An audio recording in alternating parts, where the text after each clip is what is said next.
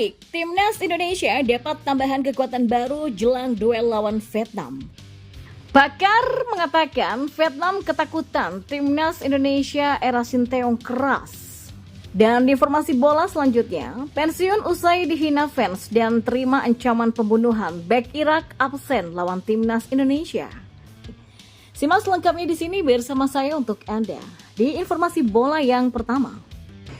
Ya, Ragnar Oratmangun dan Tom Heye diproyeksikan bisa segera membela Timnas Indonesia. Skuad Garuda akan menjalani duel penentuan nasib di putaran kedua kualifikasi Piala Dunia 2026 Zona Asia melawan Vietnam.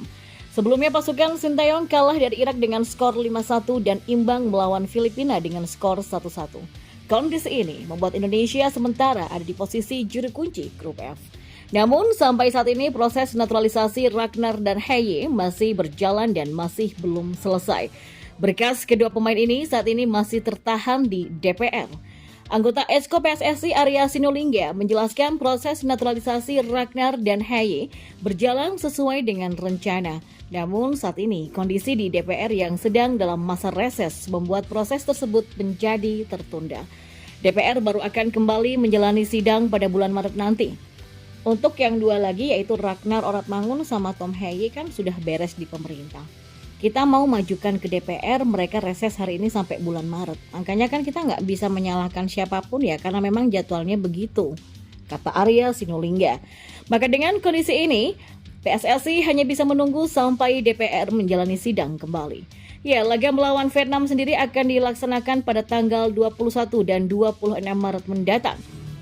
Skuad Garuda butuh kemenangan di dua laga tersebut untuk menjaga asa lolos ke babak selanjutnya. Ya, setelah melawan tim Golden Star, Asnawi, Mangko Alam, dan kawan-kawan akan berduel melawan Irak pada 6 Juni dan Filipina pada 11 Juni nanti. Meski tertunda, Arya masih optimis Ragnar dan Heye bisa mendapatkan status WNI secepatnya. Mereka juga diproyeksikan bisa membela skuad Garuda ketika melawan Vietnam nantinya. Salah satu alasannya karena pendaftaran pemain untuk kualifikasi Piala Dunia 2026 Zona Asia lebih fleksibel. Hal ini berbeda dengan Piala Asia 2023 yang pendaftaran pemainnya maksimal sebulan sebelum turnamen. Ya kan memang mepet waktunya ya untuk proses naturalisasi Ragnar dan Heye. Tapi kita coba ya karena memang kan melawan Vietnam pada 21 Maret nanti. Pungkasnya. Ya, performa Timnas Indonesia era Sinteyong membuat pakar Vietnam ketakutan. Pesan bijak pun disampaikan untuk Philippe Troussier. Timnas Indonesia begitu mengejutkan di Piala Asia 2023 sampai-sampai membuat pakar Vietnam ketakutan melihat skuad asuhan Sinteyong berlaga. Performa skuad Garuda di Piala Asia 2023 menjadi buah bibir banyak penikmat sepak bola Vietnam saking mengejutkannya. Tim yang sebelumnya dipandang remeh karena berisi para pemain muda justru mampu mengobrak-ngabrik Vietnam hingga menendang keluar dari Piala Asia 2023.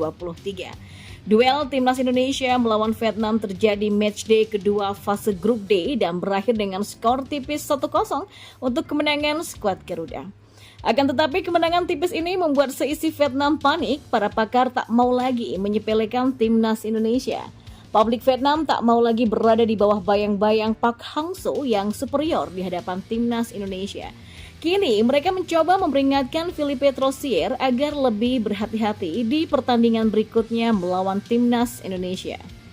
Setiap tim akan berkembang setelah kalah, kata Ta Bien Chong, salah satu komentator kondang Vietnam.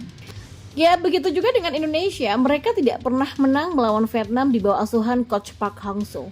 Setiap hari ini mentalitas mereka berubah. Saya sempat memprediksi Indonesia akan kehilangan ketenangan di hadapan kami, tapi yang terjadi malah sebaliknya. Situasi di mana kami berjarak 11 meter itu seperti dijebak oleh pemain lawan. Mereka mengubah mentalitasnya saat menghadapi kami, ujarnya. Selain mentalitas, ritme permainan cepat dan keras yang diperlihatkan Timnas Indonesia juga mengejutkan bagi Vietnam. Troussier pun diminta untuk berhati-hati ketika kembali berhadapan melawan Timnas Indonesia era Sinteyong saat ini. Ya, setelah jeda babak pertama, para pemain tampil dengan perubahan permainan. Van Kan menggantikan Tuan Hai dan punya peluang untuk menyamakan kedudukan, tapi ternyata tidak bisa memanfaatkannya, kata Pan Min-duk. Setelah itu Indonesia mendapatkan kembali posisinya dalam permainan dan mereka bermain sangat keras. Lini kedua kami lambat sehingga tidak menciptakan banyak peluang. Indonesia bermain sangat keras dan itu akan memusingkan pelatih Trosier di laga berikutnya, ujarnya. Ya, seperti diketahui pertemuan selanjutnya Timnas Indonesia melawan Vietnam akan terjadi dalam lanjutan kualifikasi Piala Dunia 2026. Akan ada 2 pertandingan yang dilakoni kedua tim pada 21 dan 26 Maret mendatang di Jakarta dan juga Hanoi.